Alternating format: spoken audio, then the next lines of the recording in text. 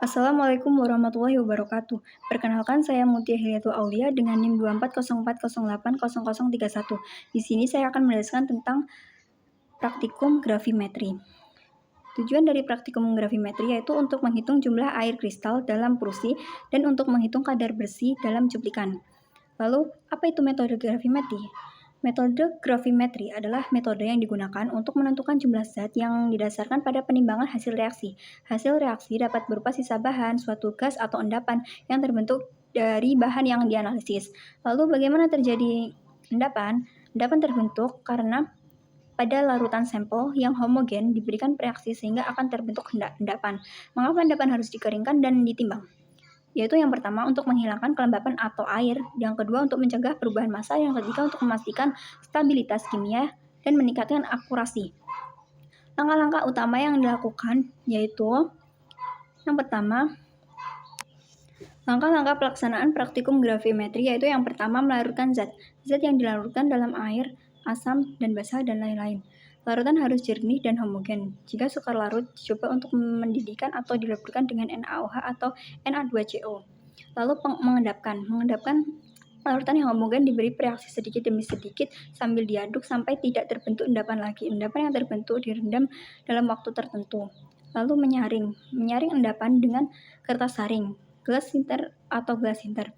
Gelas sinter yang digunakan untuk zat-zat yang tahan panas sampai 120 derajat Celcius. Lalu hasil penyaringan dicuci dengan air yang mengandung elektrolit. Kemudian dipijirkan kembali bersama kertas saringnya. Lalu mengeringkan atau mengejarkan dan menimbang endapan. Endapan yang disaring dengan gelas sinter dikeringkan dalam suhu 120 derajat Celcius selama 1-2 jam, kemudian didinginkan dalam eksikator dan ditimbang. Proses penimbangan dilakukan berulang kali sampai beratnya relatif tetap. Lalu ada bahan-bahan penting yang digunakan dalam praktikum gravimetri yaitu larutan pereaksi yang digunakan untuk mengendapkan, lalu larutan HNO3 digunakan untuk meningkatkan kelarutan endapan agar tidak terlalu halus. Kertas saring digunakan untuk menyaring endapan. Cara menganalisis data yang pertama yaitu mengidentifikasi reaksi kimia yang terjadi, menentukan massa endapan, menghitung jumlah mol zat yang dihasilkan, lalu bandingkan hasil dengan teori identifikasi potensi kesalahan saat praktikum. Contoh soal, sebuah larutan mengandung ion sulfat yang diendapkan dengan larutan BaCl. Setelah pengeringan, diperoleh endapan BaSO4 sebanyak 0,563 gram dari larutan 100 ml. Hitung kadar ion sulfat SO42- dalam larutan tersebut.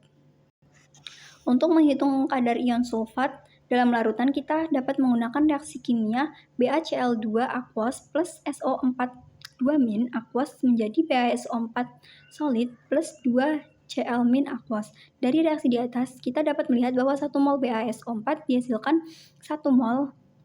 dari 1 mol SO42-.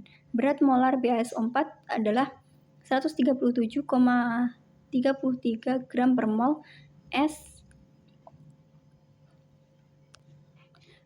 berat molar BaSO4 seluruhnya yaitu 233,40 gram per mol.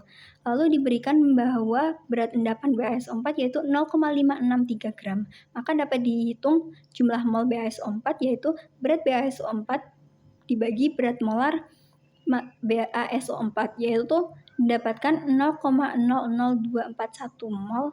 Karena 1 mol BaSO4 dihasilkan dari 1 mol SO42-, maka jumlah mol SO42- dalam larutan juga sama, yaitu 0,00241 mol.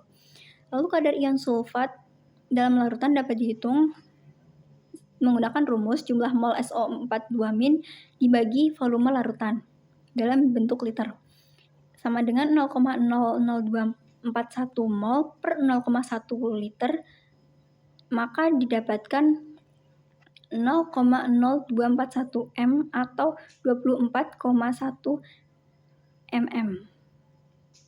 Larut itu merupakan kadar ion sulfat. Selanjutnya yaitu hasil yang diharapkan dari praktikum gravimetri ini yaitu terjadinya pembentukan endapan dengan jelas, lalu nilai stoikiometri dengan benar dan keakuratan data, dan terdapat massa endapan. 3 tips penting agar praktikum gravimetri berjalan dengan baik. Yang pertama yaitu pastikan endapan sudah stabil atau gunakan larutan yang sesuai untuk membentuk endapan. Lalu perhatikan proses pengeringan, hindari kontaminasi dan kesalahan penimbangan. Dengan cara sterilkan semua alat dan